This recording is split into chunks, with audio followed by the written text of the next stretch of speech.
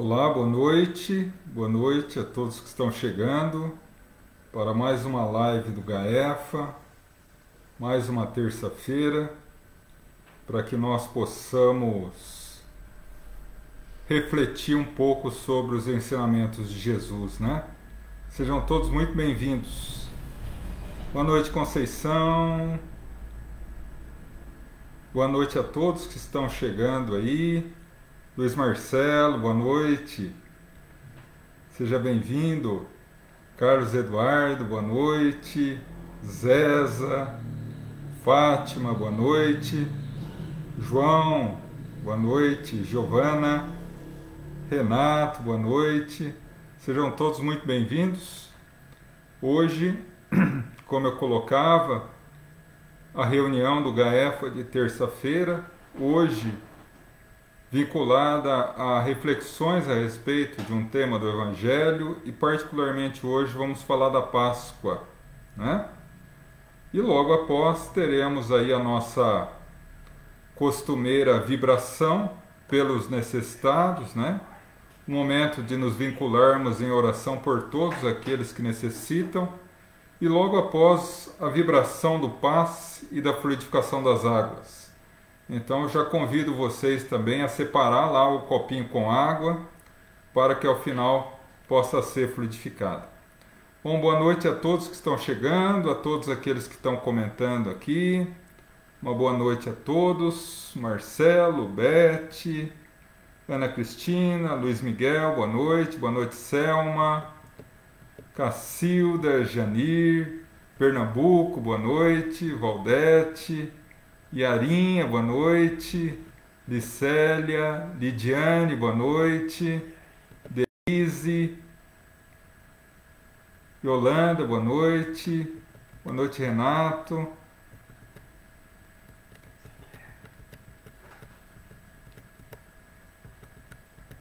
Vamos ver aqui mais quem está chegando. Lurdinha, boa noite. Lourdes. Mário, meu irmão, boa noite. Silvia, boa noite. Ô Marcelo, que Deus abençoe muito você, meu irmão. Débora, boa noite. Seu Flávio. E a todos aqueles que estão aqui conosco, sejam muito bem-vindos. Ivali, boa noite. Pérola, boa noite. Daqui 2 minutinhos a gente já vai iniciar. Estou aguardando às 8 horas, mas enquanto isso, enquanto vocês chegam aí, né, a gente vai batendo um papinho aqui, preparando o ambiente para a live. Se Deus quiser, teremos uma live abençoada hoje. Clara, boa noite. Pedro, seja bem-vindo. Marli, Walter, boa noite, Renata, sejam todos bem-vindos. Bom, como eu havia comentado, hoje nós vamos falar um pouco sobre a Páscoa, né? Afinal de contas, estamos naquele período que é chamado de Semana Santa. O último domingo foi de Ramos, a próxima sexta da Paixão, o próximo sábado Aleluia e o próximo domingo Páscoa. Elisângela, boa noite. Luzia, Jéssica, Lívia, minha irmã, boa noite. Ailci, boa noite. Vanice, seja bem-vinda, minha irmã. Bom, um minutinho, daqui a pouquinho a gente já vai iniciar. E lembrando, as vibrações pelos necessitados, nós faremos ao final das nossas reflexões, tá? Em que nós todos vamos nos vincular para que possamos vibrar luz e bênção a todos aqueles que necessitam. Odete, minha irmã, seja bem-vinda. Carmen, José, Fátima, Ieda, boa noite. Ângela, Landa, boa noite. Clarice. Ei, Clarice, você vai se cansar de me ver, hein? Ontem estava com a gente, hoje de novo. Vamos tocando o barco, né, Clarice? Monique, boa noite. Bom, 8 horas. Vamos iniciar então a nossa reunião?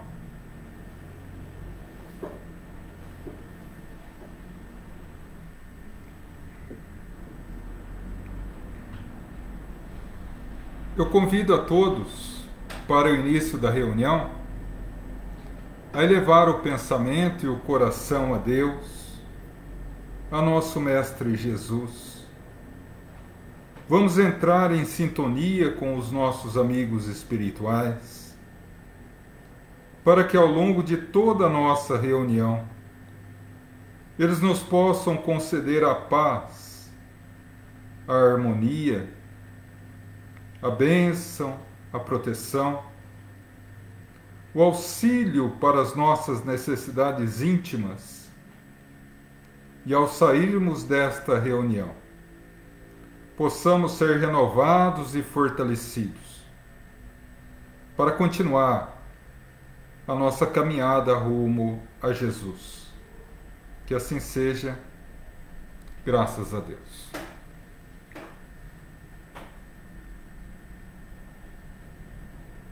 O coração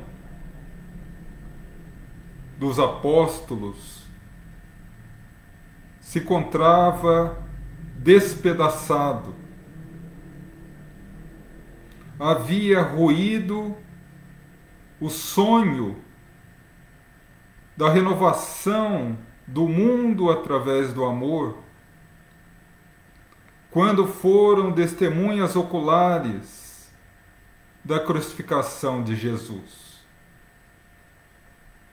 No entanto, mesmo desejando visitá-lo no seu túmulo, emprestado pelo querido amigo José de Arimateia, não podiam fazê-lo porque ainda era o Shabat, o sábado, o dia sagrado, que apenas terminaria com o raiar do sol na manhã de domingo.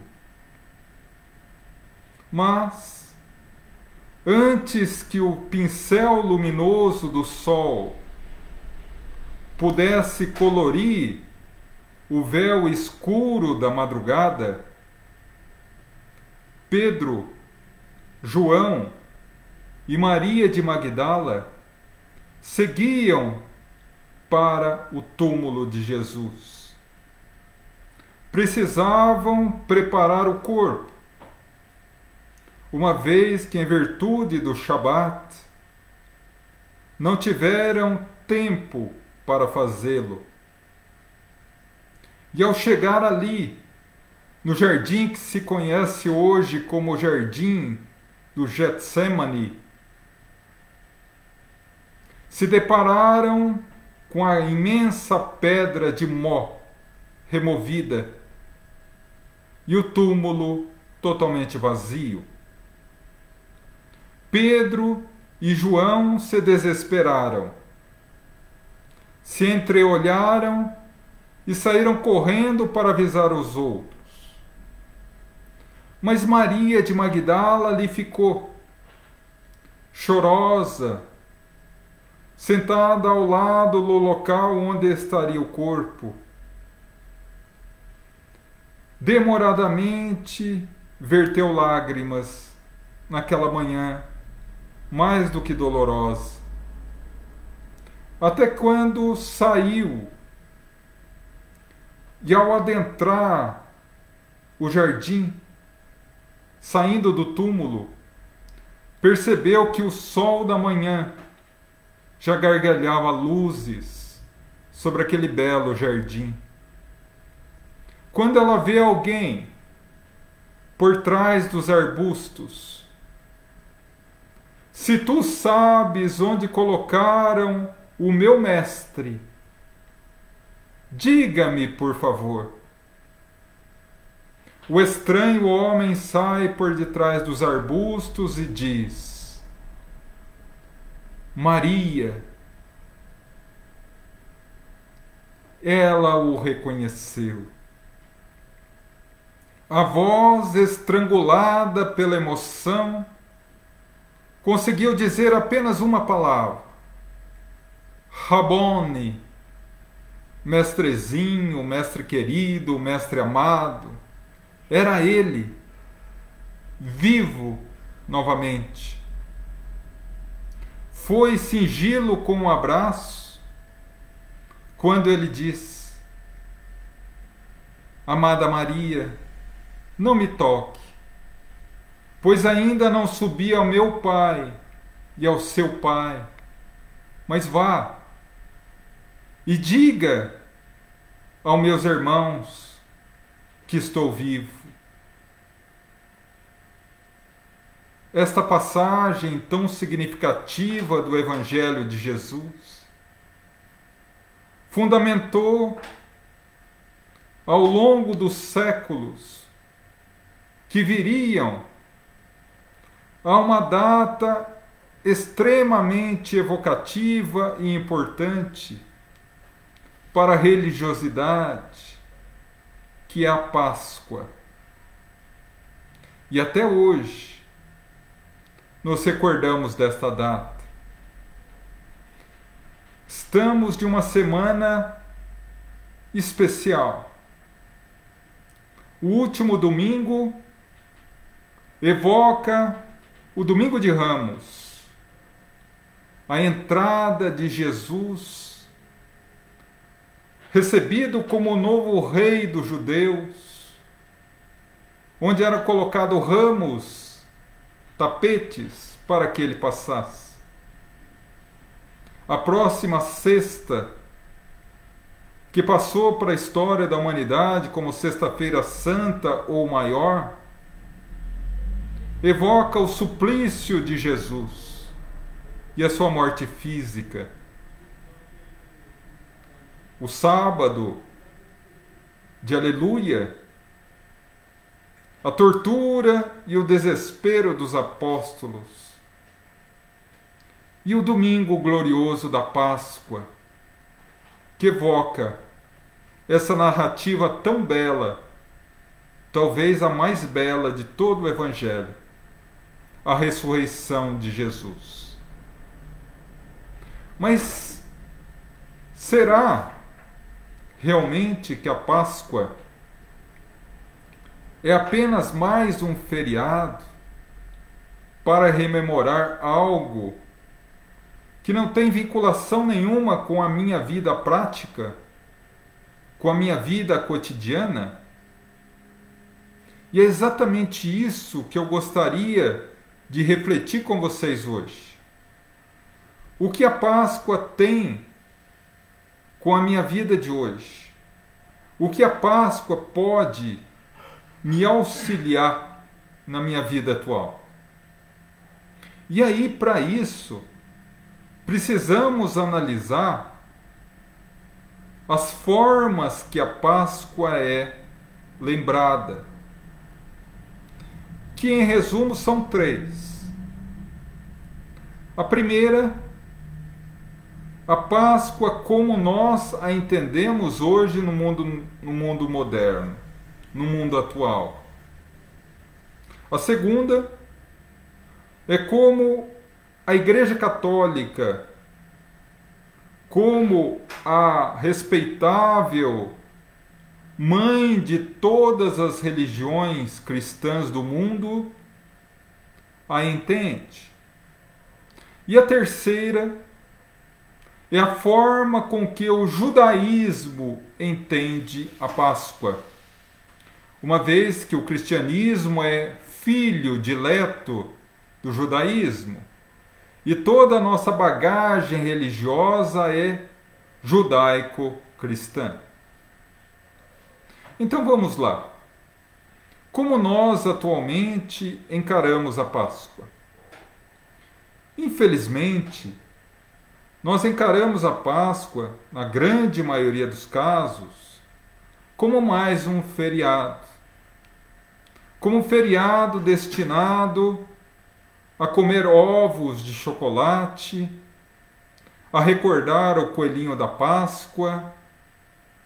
Se somos crianças, a alegria de descobrir onde estão os ovos. Se somos adultos, a dor de cabeça durante a semana de comprar ovos de chocolate com o preço que estão hoje para os nossos filhos. Enfim. Mas o fato é que, quando nos recordamos de algum sentido da Páscoa, seja do sentido judaico ou católico, e aí eu coloco evangélico também, porque há nuances de diferença, mas em base tem o mesmo objetivo de celebração, tanto o movimento católico quanto o movimento evangélico cristão. O fato é que, sempre que nos recordamos do sentido um pouco mais profundo da Páscoa, é, como se diz, en passant, de passagem, rapidamente, e não nos auxilia numa reflexão um pouco mais aprofundada e, principalmente, não é suficientemente capaz de nos auxiliar a modificar a estrutura do nosso comportamento. Eu posso tomar por mim. Atualmente, a Páscoa, na maioria das vezes, me é um feriado, onde preocupamos-nos com a compra de ovos, não é? Com as dificuldades inerentes a esconder os ovos, a fazer pecadinhas de coelho. Quando era adolescente, a minha preocupação nessa época era o sábado de aleluia, uma vez que, após 40 dias da quaresma, finalmente teria eu ocasião de desfrutar do baile de aleluia. Quando era criança, me alegrava com os ovos de chocolate que recebia. Mas o fato é que, na idade da infância, da adolescência ou na fase adulta, pouco a Páscoa modificou a minha estrutura. E acredito que com vocês se deu o mesmo. Mas essa é apenas uma visão, a visão do mundo moderno. O que nós, como sociedade humana, fizemos da Páscoa. Mas vamos analisar agora a visão cristã, senhorada por aquela que é, como disse, a mãe amorosa de todas as religiões cristãs, a Igreja Católica, que nos traz na Páscoa a celebração da ressurreição de Jesus. Uma vez que Jesus venceu a morte, retornou dos mortos, ou como um dos dogmas básicos da Igreja Católica, a ressurreição da carne, retornar à vida no mesmo corpo. Mas aí talvez alguém possa dizer: o que tem a ver, João, a ressurreição da carne com a doutrina espírita? E será que realmente Jesus ressurgiu da carne? Essa questão é tão valiosa que o próprio Kardec, quando da elaboração do Livro dos Espíritos,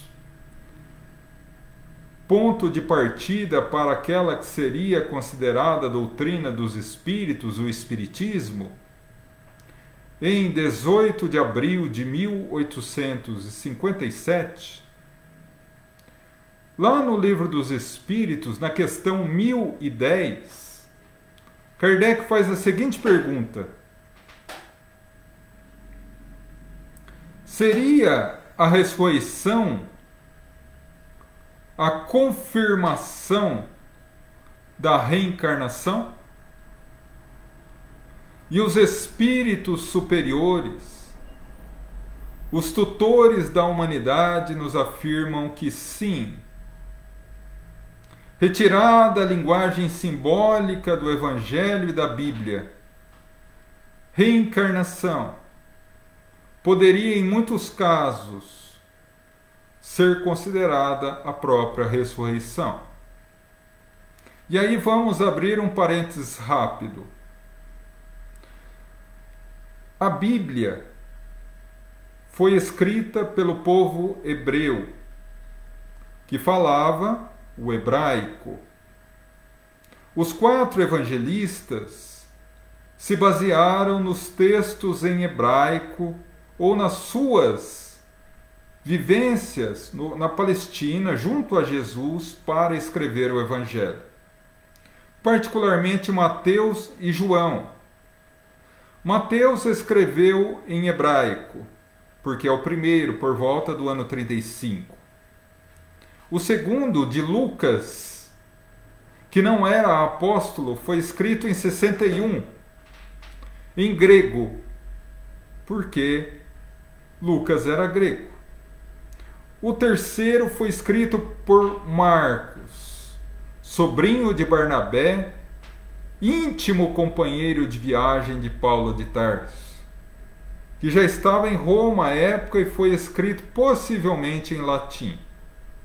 E o último, do apóstolo João, por volta do ano 90 da era cristã, e muito provavelmente escrito em grego. No entanto, todos eles estavam vinculados com a língua hebraica. E a língua hebraica, ela é muito curiosa. A palavra para reencarnação ou ressurreição em hebraico é a mesma, anisteme. Anisteme significa voltar à vida. Qual a diferença? A reencarnação volta-se à vida num novo corpo. Reencarna-se, o espírito retorna à carne, num novo corpo. A ressurreição, a alma, o espírito volta ao corpo, mas no mesmo corpo, mesmo que esse seja já desintegrado pela natureza. A ciência afirma que é impossível um corpo, depois de decomposto, regenerar novamente. Mas os estudos afirmam que nos textos evangélicos, particularmente no Novo Testamento, no Evangelho de Jesus, anisteme, reencarnação ou ressurreição, tem 2 formas de interpretação. Uma é a literal, ressurreição, no sentido de reencarnação. Quando, por exemplo, Jesus diz que João Batista é a reencarnação, é a ressurreição do profeta Elias, quando desce do Monte Tabor. Mas temos também a ressurreição no sentido de retornar à vida, como Lázaro, como a filha de Jairo, como o filho da viúva de Naim, que é o sentido de retornar dos mortos. Mas em realidade eles não estavam mortos, estavam apenas num estado de catalepsia ou letargia. E através do vigoroso fluxo de energia do Cristo, eles retornaram. Então, dessa forma, a visão que temos da reencarnação e da ressurreição é a mesma.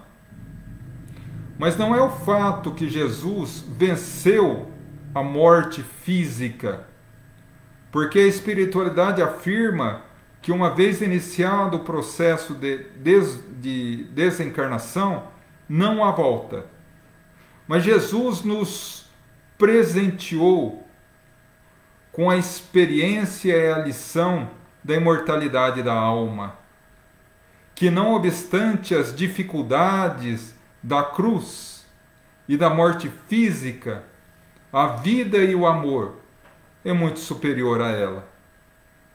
Mas há uma terceira visão, a visão judaica, da qual se originou a visão cristã. Infelizmente, um pouco deturpada ao longo dos séculos pelos interesses humanos, particularmente pelos imperadores romanos Justiniano e Constantino, nas suas respectivas épocas. Mas a Páscoa judaica é diferente. Porque muitos podem ler o Evangelho e dizer: mas espera lá, a Páscoa não é para comemorar a ressurreição de Jesus? Como que no Evangelho está descrito que Jesus foi para Jerusalém para passar a Páscoa, se ele ainda não havia morrido? Porque era a Páscoa judaica. A Páscoa judaica tem um outro sentido, um outro significado. Mas antes, analisar um pouco a data. Porque é curioso, a data da Páscoa nunca cai no mesmo dia do mês. Por quê? Porque desde muitos séculos se convencionou que a data da Páscoa é sempre o primeiro domingo depois da primeira lua cheia após o solstício de outono no hemisfério sul ou solstício de primavera no hemisfério norte. Ou seja, no mês de Nisan. Nisan, em hebraico, significa março, abril. Se nós formos querer aprofundar um pouco isso, no livro Há 2000 anos, de Emmanuel, Emmanuel afirma, ele não cogita, ele afirma: Jesus desencarnou crucificado na terceira sexta-feira do mês de abril do ano 33. Portanto, a Páscoa, como a conhecemos hoje, a ressurreição de Jesus, ocorreu no terceiro domingo de abril do ano 33. Mas tirando essas curiosidades, a Páscoa judaica, ela não comemora a ressurreição de Jesus. Comemora, ou melhor dizendo, rememora a saída do povo hebreu do cativeiro do Egito. Mais particularmente, um episódio ocorrido nessa época. Estamos falando aqui de 1500 anos antes de Jesus, de 3500 anos antes de nós.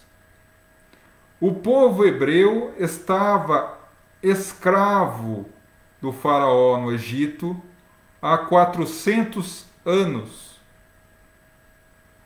Até que Moisés, o escolhido e chamado príncipe do Egito, foi escolhido pela divindade para libertar o povo hebreu do cativeiro.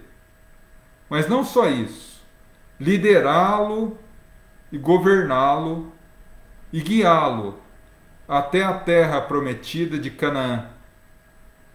Mas para que essa libertação ocorresse, haveria de se passar o duelo, entre aspas, entre Moisés e o faraó Ramsés II, que agora vamos adentrar a linguagem onírica, a linguagem fantasiosa, a linguagem lúdica, a linguagem simbólica da Bíblia.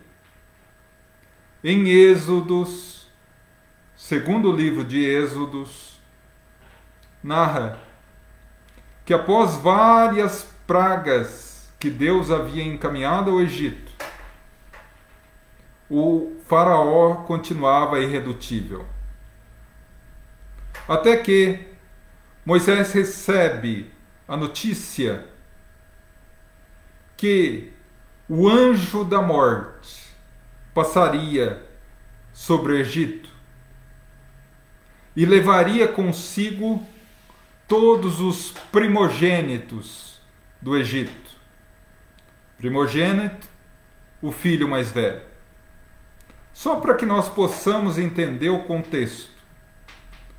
À época, ter um filho homem era a maior alegria e honra que uma família poderia ter.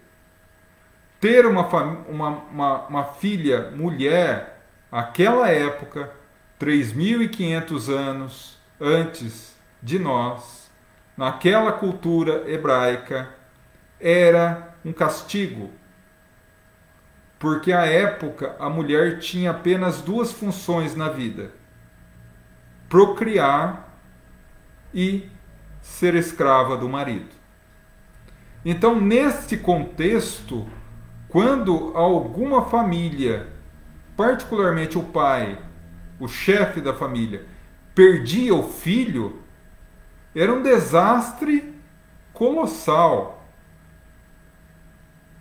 Então, diante disso, desse contexto histórico e cultural, o anjo da morte passaria sobre as terras do Egito e levaria todos os primogênitos. No entanto, Moisés recebe um alerta: que todos os hebreus matassem um cordeiro, um cordeirinho, e utilizassem o seu sangue para marcar o umbral das portas, a soleira das portas, né? E aqui apenas um parênteses: o pessoal já ouviu falar em umbral, já ficou nervoso.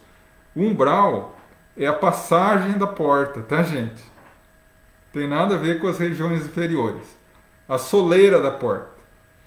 Que o anjo, segundo Êxodo 2, iria ver a marca do sangue do cordeiro e iria pular aquela casa, salvando assim a vida do primogênito que ali morava. Daí o nome Páscoa, porque em hebraico pular é petzar. Petzar é pular em hebraico.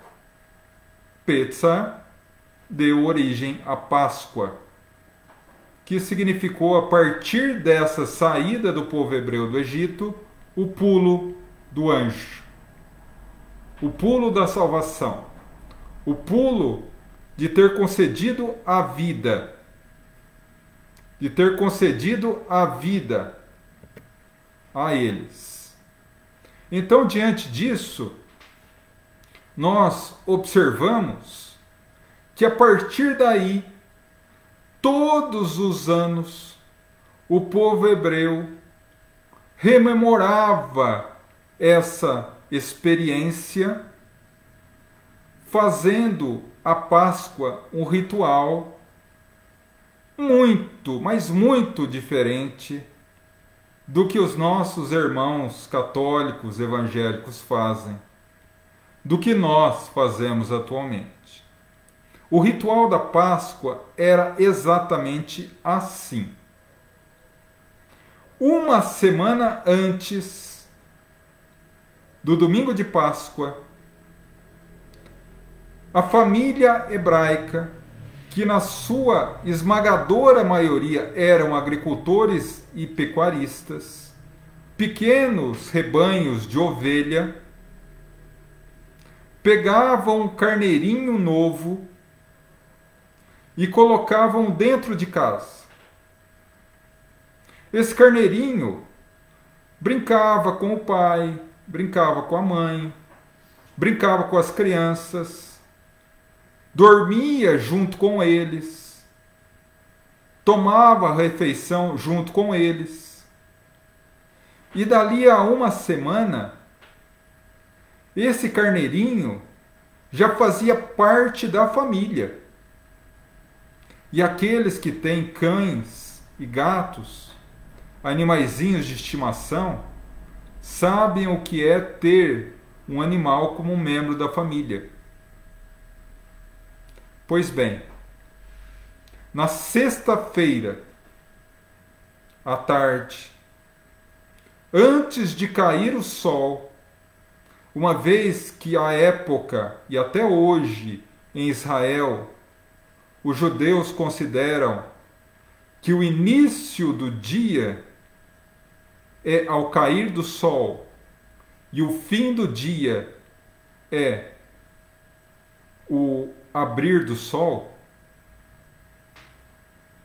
a partir daí, sexta-feira, ao cair do sol, seria sábado, o Shabat. Portanto, não poderiam fazer nada. Então, antes do cair do sol, a família se reunia, pai, mãe, crianças, filhos, pegava esse carneirinho, esse cordeiro, que já era um membro da família, e sacrificava-o. E após sacrificar, eles também precisavam se alimentar desse cordeiro. Nossa, que situação traumática, que coisa impactante, mas precisava ser assim. Porque a Páscoa significava uma experiência de dor, uma experiência de desapego, uma experiência de desilusão. E ninguém consegue se desiludir sem perder algo. Então, a experiência da Páscoa é uma experiência de dor para libertação espiritual. Na linguagem simbólica do Evangelho e do Antigo Testamento, em particular, a saída do Egito era a libertação. Mas isso gerou uma dor. A dor do ser obrigado a se desapegar daquilo que eles tinham conquistado como costumes egípcios, como vida egípcia, abandonar tudo e seguir para o deserto, deixar para trás aquilo que não servia mais. E tudo isso é um processo de dor. Por isso, a experiência da Páscoa ou do Pexar necessitava ser uma experiência traumática, necessitava ser uma experiência de dor e de dificuldade, para rememorar a ideia de que só se consegue a verdadeira liberdade espiritual através de um processo de experiência de solidão e dor,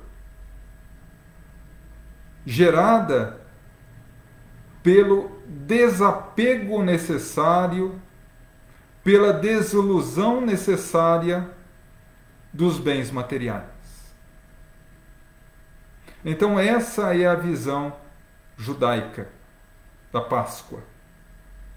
Mas João, o que tem a ver isso com o sentido de Jesus? Lá no capítulo 4 de Mateus,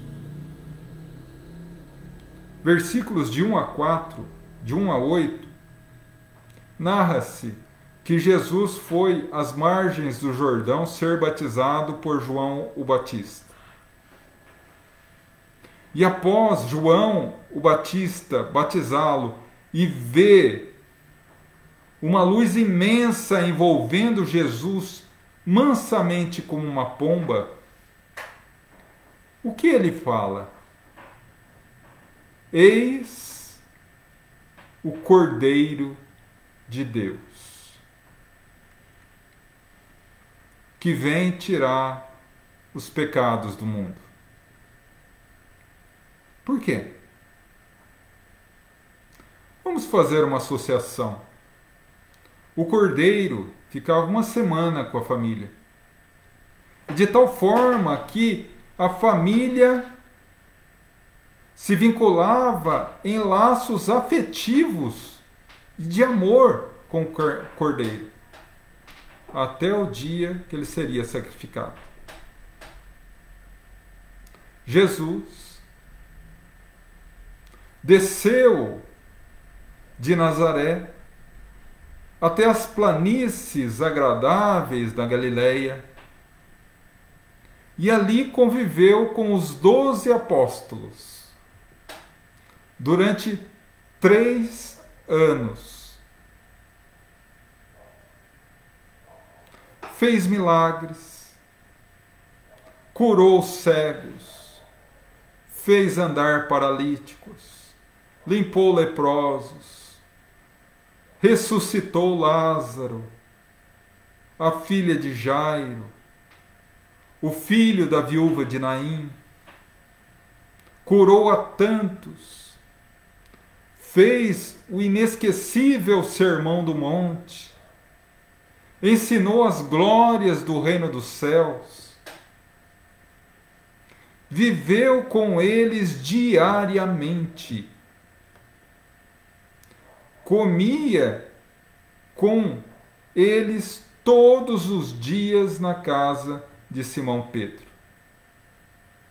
Antes que o sol raiasse, ia com eles para o mar da Galileia em pesca, retornando muitas vezes ao entardecer. Pernoitava todas as noites na casa de Simão Pedro. Conviveu com eles diariamente. Sentiu as suas dores, as suas angústias, as suas fraquezas.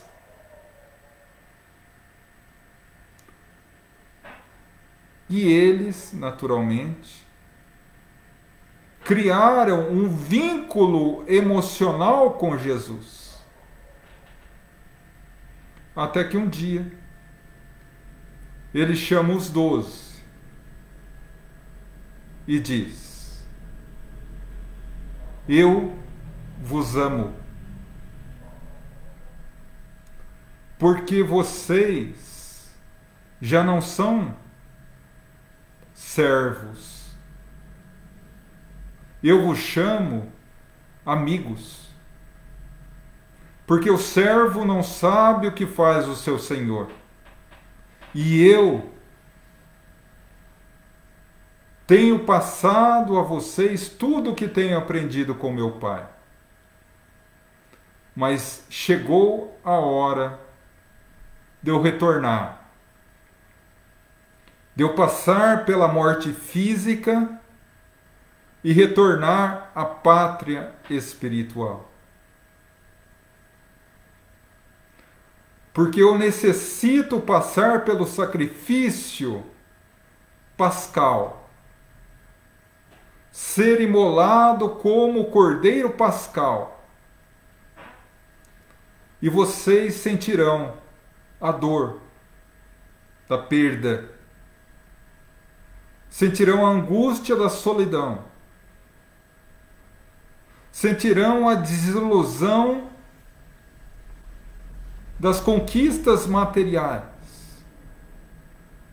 Mas é necessário que isso ocorra, porque a partir disso, vocês receberão a maior de todas as lições, a lição da renovação e da escalada evolutiva e espiritual.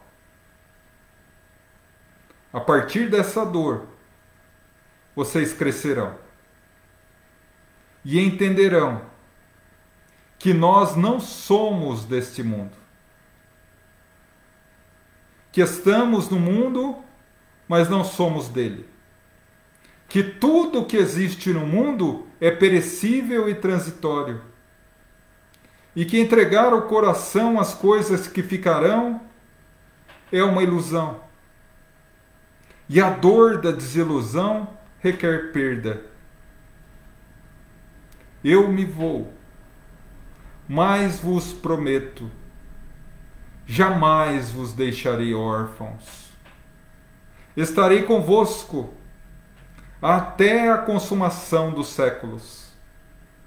E sempre que sentirem a minha falta, a minha ausência, recordem-se, estou convosco, porque do mundo espiritual continuarei dirigindo pessoalmente a expansão do Evangelho de Deus. E sempre que sentirem muito a minha falta, rememorem na Páscoa, celebrando-a, lembrando desse momento de dor, como catapulta que auxilia-os a encontrar a renovação espiritual. Celebrem a minha mensagem, celebrem o meu carinho para com vocês e o meu amor para com a humanidade. Porque eu vos amo de uma forma que ninguém pode amar. Mesmo sabendo que tu me negarás, Pedro, eu continuo amando. Mesmo sabendo, Judas, que tu me trairás, meu amor por ti não muda jamais. E como realmente não mudou? Porque no inesquecível poema de Maria Dolores, em que nos traz e nos brinda com a continuação do diálogo entre Maria de Magdala e Jesus, naquela manhã gloriosa de Páscoa da ressurreição do Cristo, ela nos conta que Maria, ainda aturdida, ainda preocupada, ainda sem saber o que estava acontecendo direito, pergunta a Jesus: mas Senhor, se não estava conosco e não tinha subido ao Pai, onde estavas? E ele carinhosamente afirma que passou esse período nas profundezas abismais da dor e do sofrimento, que nós conhecemos como umbral, resgatando o amigo invigilante Judas de Queriós, que havia se matado. Então, meus irmãos, a Páscoa é uma data para que possamos relembrar a mensagem maior do Cristo, que a única forma de alcançar a libertação espiritual é se libertar das prisões da matéria. E, curiosamente, como a Bíblia hebraica tem uma linguagem onírica, uma linguagem quase dos sonhos, fantasiosa e especialmente simbólica, porque em hebraico, Egito é Mitzrayim. Mitzrayim significa prisão. Então, simbolicamente, ao sair do Egito, eles estavam saindo do cativeiro, se libertando do Mitzrayim, se libertando do aprisionamento, mas isso gerava dor, curiosamente, como nós, hoje, vivemos no nosso Mitzrayim, na nossa prisão particular dos bens terrenos. Eu não digo com isso que nós tenhamos a necessidade de abandonar tudo material que é nosso para seguir apenas Jesus. Não. Mas que nós possamos seguir Jesus utilizando tudo que é material na terra como empréstimo de misericórdia, para que nós tenhamos os bens terrenos, para que usufruamos dos bens terrenos, mas que não sejamos escravos dos bens terrenos. E esse processo de libertação da matéria dói. Esse processo de libertação do extremo apego e egoísmo que nós temos, desse sentimento de posse que temos em relação à matéria, é extremamente doloroso. E é isso que a Páscoa fala. Desse processo doloroso de desapego para alcançar a libertação espiritual. Por isso que o processo de perda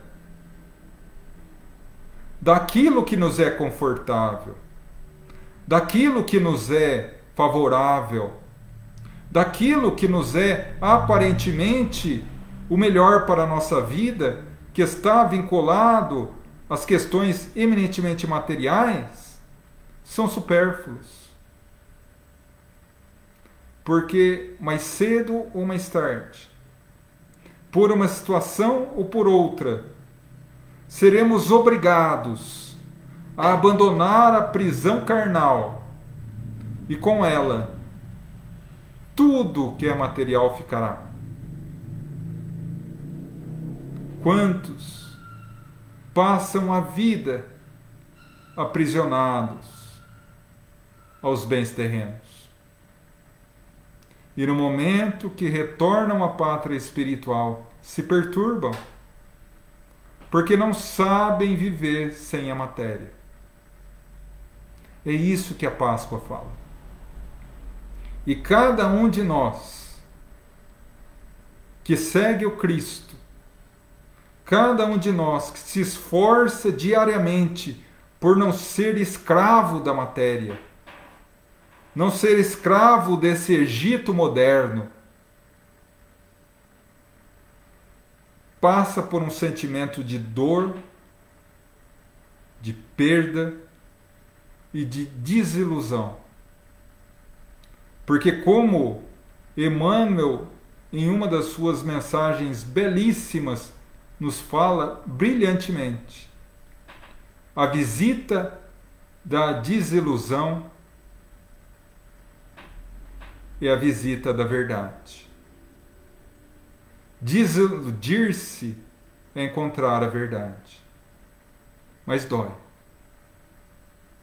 Mas Jesus nos dá o exemplo, mais uma vez, que após esse processo doloroso e trágico da libertação dos bens terrenos, que na linguagem onírica do Evangelho foi simbolizado pela dolorosa crucificação, vem a semana, vem o raiar de um novo dia, vem o sol brilhante da manhã de Páscoa, trazendo a ressurreição, trazendo a vida gloriosa da vida espiritual, da libertação e da elevação espiritual que cabe a cada um de nós e que Jesus nos aguarda pacientemente. Então nós vemos, meus irmãos, o quão profundo é esse dia da Páscoa. Quantas reflexões nesse dia podemos ter em relação à nossa vida, ao nosso apego excessivo à matéria, ao nosso sentimento de dificuldade, de dor em desapegar das coisas, das situações. Mas o que fazemos com tudo isso? Ao longo dos séculos, convertemos o sentido extremamente profundo e espiritual da Páscoa em um mero trocar de ovos e lembrança do coelho Afinal de contas, o coelho é símbolo da Páscoa, porque é o animal que pula, o Petzar, o pulo do anjo, e é o animal representado pela natividade, pela vida, pela procriação.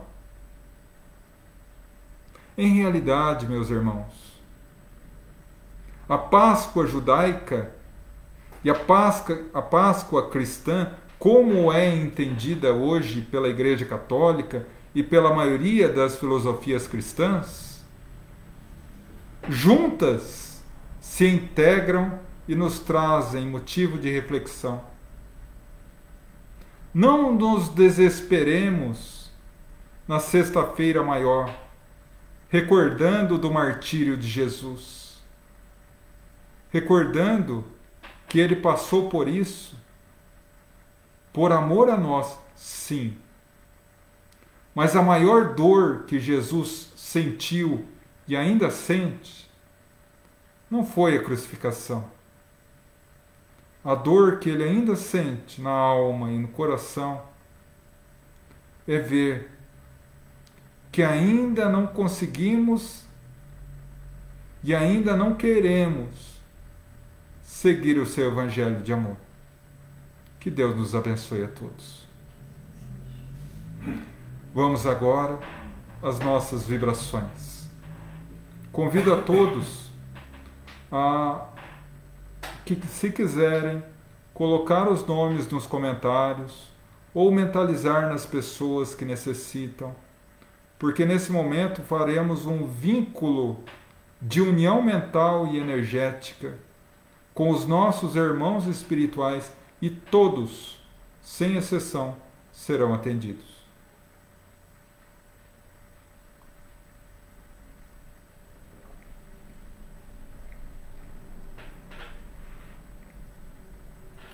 Eu convido a todos a elevar o pensamento e o coração a Deus, abrindo os braços da alma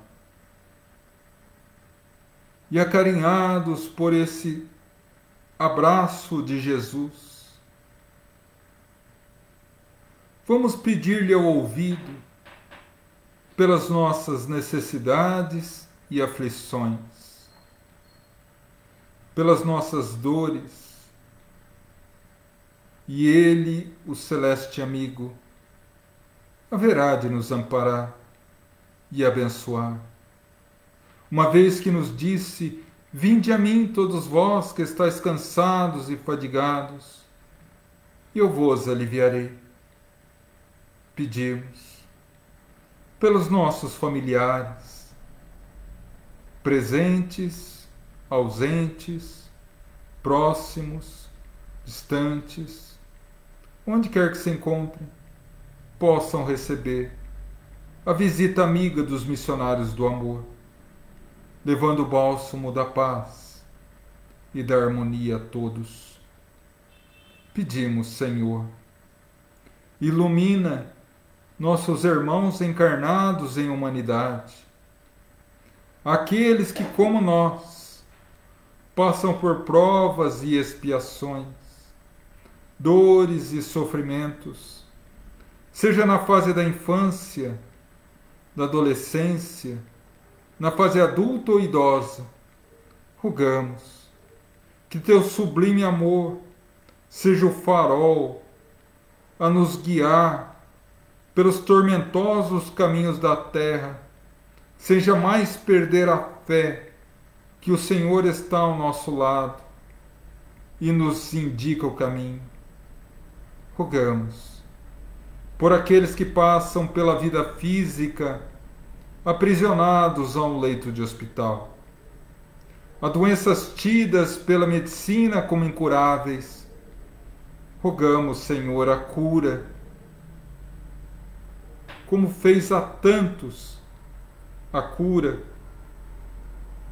Mas se não for possível, uma vez que a doença é remédio amargo para a cura do espírito, rogamos fé, perseverança, resignação e, sobretudo, a certeza que dia virá encontrarão muito mais do que a saúde física, a saúde espiritual. Pedimos, Mestre, que teu infinito amor alcance nesse momento a todos aqueles que a nossa mente alcança. Nesse momento, Senhor, fazemos uma corrente de orações e vibrações. A nossa energia alcança os céus. E tu, Mestre, permita que seu exército luminoso se mova em direção a todos os necessitados, a todos aqueles que a nossa mente nesse momento alcança, aos nossos lares, aos nossos familiares, a todos aqueles que sabemos que passam por dificuldades, dores, sofrimentos, doenças, seja quem forem, ou aonde estiverem, ou a situação que estiverem passando, permita, Mestre, que o mensageiro do teu amor esteja ao lado deles. Rogamos por todos os sofredores da terra encarnados, aqueles que nesse momento lutam contra a contaminação do Covid-19,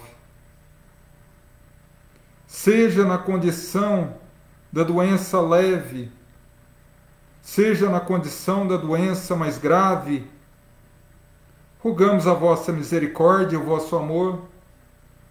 Apieda-se de nós, Senhor, da nossa falta de fé, das nossas fraquezas morais diante da luta.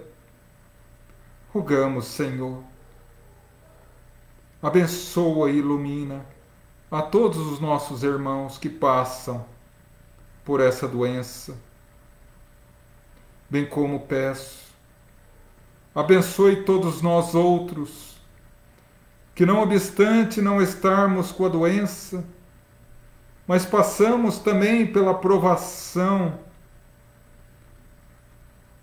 de encarar o dia a dia com a ameaça constante dessa doença terrível.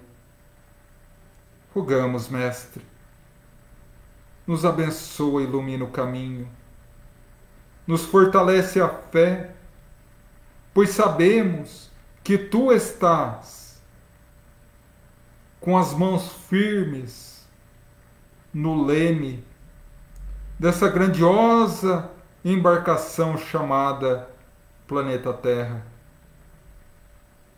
Rogamos pelos nossos irmãos que sofrem, sejam pois quaisquer motivos, por doenças, por expiações, por provações e dificuldades, que teus missionários, nesse momento, estejam ao lado de cada um, levando um pouco da tua paz, da tua harmonia, da tua bênção, do remédio divino, fortalecendo a fé e a esperança, para que, não obstante o desafio que estejam passando, renove dentro dos seus corações a certeza de que isso também passa. Rogamos agora pelos nossos irmãos desencarnados, nossos familiares que voltaram antes à pátria espiritual. Que Deus os ilumine na nova etapa e que recebam de nós o buquê luminoso da nossa saudade, banhada na fé em Deus. Rogamos a doce Mãe Maria de Nazaré, que acolha em seu abraço maternal a todos que se atiraram ao pântano do desespero, do suicídio, rogando à Mãe de todos nós que os liberte da jaula de desespero, onde eles próprios se aprisionaram. Rogamos também pelos nossos irmãos que sofrem no mundo espiritual as consequências de uma vida voltada ao erro. Rogamos por eles, para que o arrependimento seja a chave que lhes abra a porta da vida renovada. Pedimos agora pelos nossos irmãos que, endurecidos no mal, no ódio e na violência, no orgulho e no egoísmo, ainda se voltam contra ti, Senhor. Rogamos por eles, para que a semente luminosa da verdade floresça em seus corações e os liberte, tornando-os dignos do teu infinito amor e misericórdia. E assim, agradecidos a Deus, o Pai da vida, a Jesus, o constante amigo, e a legião de espíritos amigos que nos abençoa, nosso profundo agradecimento e gratidão. Pai nosso, que estais nos céus, santificado seja o vosso nome. Venha a nós o vosso reino, seja feita a vossa vontade, assim na terra como no céu. O pão nosso de cada dia dai-nos hoje. Perdoa nossas dívidas, assim como perdoamos os nossos devedores. Não nos deixa cair em tentação, livrando-nos do mal, porque teu é o reino, poder e glória para sempre. Que assim seja. E agora, meus irmãos, vamos à nossa vibração do passe e da fluidificação das águas. Vamos mais uma vez fechar os nossos olhos e, pela força do nosso pensamento, da nossa mente, vamos nos transportar às lindas praias da Galileia. Nesse momento, diante de nós, o lago de Genezaré, faiscando em luz, refletindo os primeiros raios de sol. A brisa suave acaricia a nossa face. As pequenas ondas quebram aos nossos pés, como rendas aquosas que nos beijam. E somos invadidos por um sentimento de paz. E ao olharmos ao lado, Jesus, ao nosso lado, nos abraça. Nos revigoramos em emoção e rendemos graças àquele que é o nosso adorado Mestre, que é o nosso divino pastor. E a luminosa virtude que sai dele nos invade o corpo, harmonizando as fibras mais íntimas do nosso organismo. Nos ilumina a mente, expulsando dela todos os pensamentos negativos. Nos fortalece e abençoa o coração e a alma. E revigorados, sentimos que o íntimo do nosso ser é invadido por uma onda de paz. de esperança, de fé. Nesse momento, Jesus nos olha com um sorriso nos olhos e nos diz: Filho, sou contigo. Segue nas lutas e desafios que a terra te proporciona, uma vez que tu sabes que esses desafios e provas não nascem da crueldade ou do castigo divino, mas nascem da sua própria necessidade de reabilitação dos seus equívocos diante da sua consciência culpada. Persevera, filho, pois estou contigo, a teu lado, como tive ao meu lado no momento máximo da crucificação, do madeiro infame, aquele que entrou para a história da humanidade com o nome de um sirineu. Me faço para todo sempre, para toda a humanidade, para ti. O silencioso sirineu que o auxilia com o peso da tua cruz, que o abençoa no caminhar das suas provações, para que feliz um dia eu possa ver você seguir o meu exemplo e entregar no Gólgota da sua libertação moral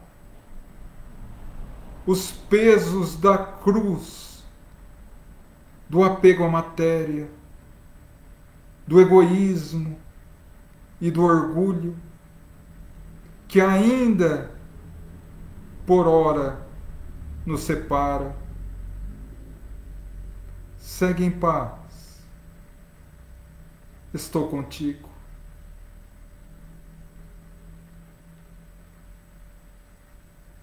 Renovados por essa energia abençoada do paz,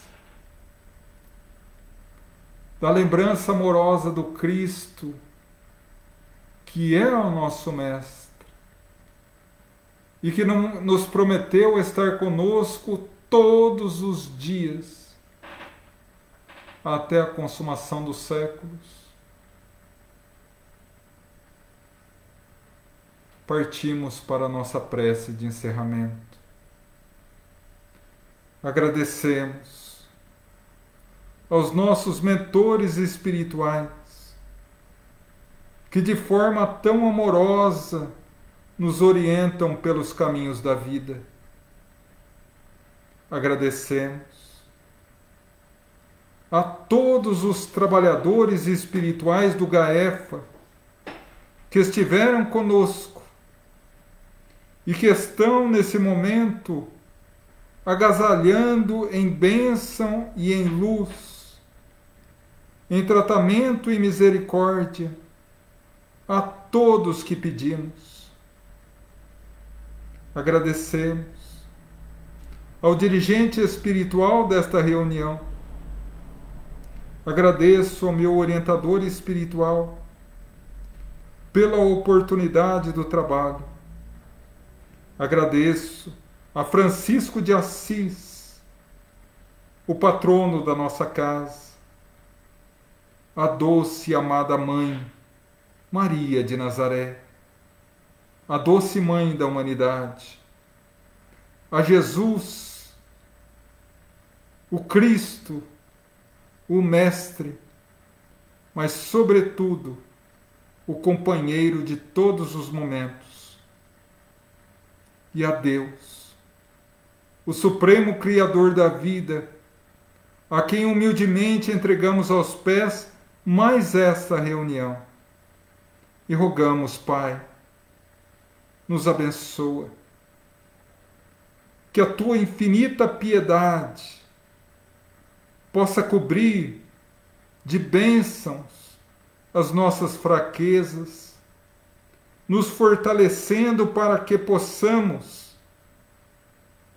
seguir adiante nos desafios do mundo, para um dia encontrar a redenção e a paz verdadeira. Rogamos, Senhor, aonde quer que possamos estar, em que situação possamos atravessar, que teu infinito amor possa nos fortalecer o coração e a alma, para jamais perdermos a fé, que somos vossos filhos e que o Senhor nos ama pela eternidade. Que assim seja, graças a Deus.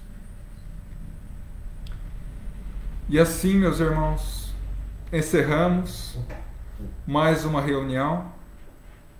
Nosso profundo agradecimento, nossa profunda gratidão a todos que estão conosco, o nosso profundo carinho, recebam o nosso abraço do coração.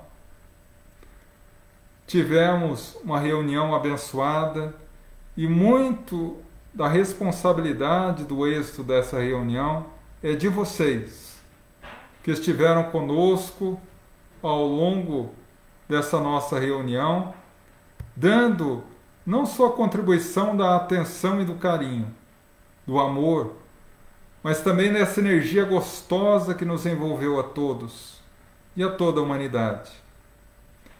Desejo a vocês uma semana de muita luz, de muita paz, de muitas bênçãos, e que domingo, na Páscoa, possamos tirar alguns momentos do nosso dia para refletir sobre essa mensagem majestosa de Jesus. Todo processo de desapego é doloroso, mas ninguém sobe se não abandonar aquilo que lhe pesa e que lhe impede a subida. Meus irmãos, eu gostaria também de convidá-los todos a estar conosco quinta-feira, depois de amanhã, em mais uma live do GAEFA, a famosa live Pinga Fogo de quinta-feira, onde temos a oportunidade, como digo sempre, é uma live um pouco mais tranquila, um pouco mais descontraída, onde podemos navegar por vários temas da doutrina espírita, uma vez que vocês que fazem a reunião de quinta, convidando também a conhecer o nosso canal no YouTube, o GAEFA Espírita. Essa reunião continuará na nossa página Grupo de Assistência Espiritual Francisco de Assis no Facebook. Daqui a alguns instantes já estará também no nosso canal do YouTube.